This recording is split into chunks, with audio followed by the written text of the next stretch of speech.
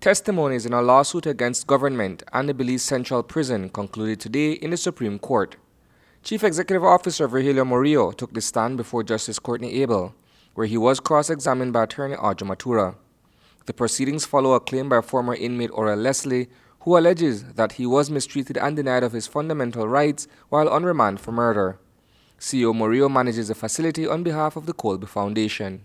Pretty much they were just going through my affidavit as it relates to the case, the various counterpointers that I had given against his claim that he's making against the Belize Central Prison. So it was just a matter of going through them to I guess, cross-examine me on whether what I said in there had any substance at all. And what was disclosed in court today was quite revealing.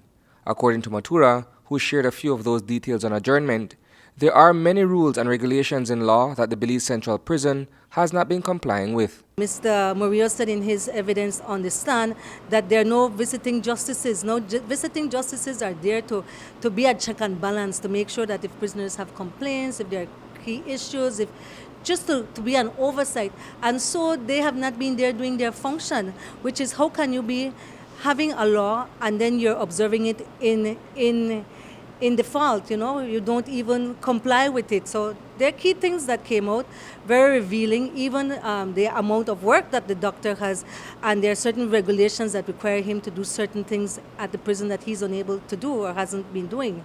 So a lot will come out of it. Apart from it being a challenge, I think there's a lot that will be learned from it. During cross-examination, a majority of the questions posed by Matura dealt with the prison superintendent's first-hand knowledge of how inmates are treated by prison staff. That's pretty much what she focused on. And it is highly, I think, impractical, if you should use that word, for the prison superintendent or the CEO to get into the day-to-day activity. So I essentially have to rely on the reports that are provided to me by my people. Be it a guard, be it a counselor, it doesn't matter. How much weight or emphasis is being placed on these reports? Is there any way to provide some checks and balances against what the officers are writing and documenting?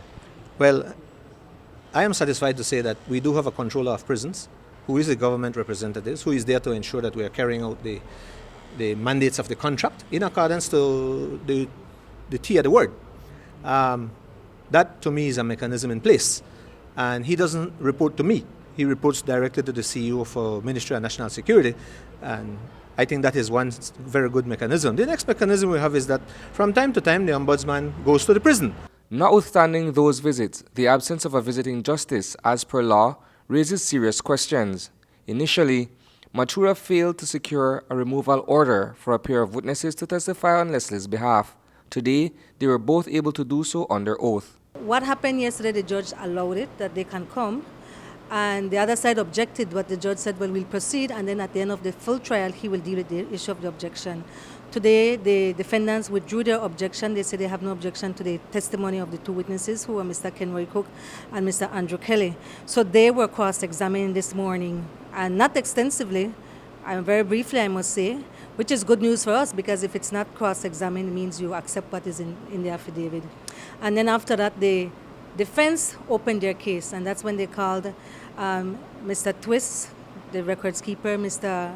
Murillo, the CEO, Dr. Novello, and then 4 other prison officers. But the key ones for us were definitely Mr. Murillo and the doctor, simply because Mr. Murillo was talking about, in his affidavit, said a lot of stuff, but he didn't know anything firsthand, which he admitted on the stand, on the witness stand. And then the doctor was important because the prison regulations and act requires that certain things be done if you're going to put a man in solitary confinement or cellular confinement.